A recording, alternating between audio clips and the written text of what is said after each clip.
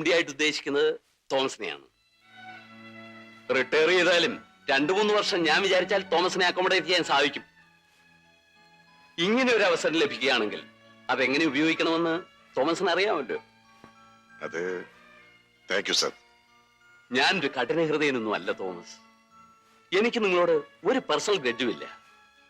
നിങ്ങളുടെ മനസ്സിനെ വേദനിപ്പിക്കുന്ന തരത്തിൽ എന്തെങ്കിലും എന്റെ ഭാഗത്തു നിന്നും ഉണ്ടായിട്ടുണ്ടെങ്കിൽ ഫോർഗെറ്റ് ഇറ്റ്.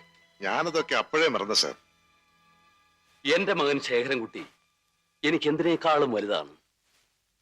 അവന്റെ മനസ്സിനെ വേദനിപ്പിക്കുന്ന ഒരു പ്രവൃത്തിയും ഞാൻ സഹിക്കില്ല. അക്കാര്യത്തിൽ ഞാൻ സ്വാർത്ഥനാണ്. എനിക്കും അങ്ങനെ തന്നെയാണ് സർ. ശേഖരൻകുട്ടിയെ കുറിച്ച് മറിച്ചൊരു അഭിപ്രായം എനിക്കുമില്ല. ഗുഡ്.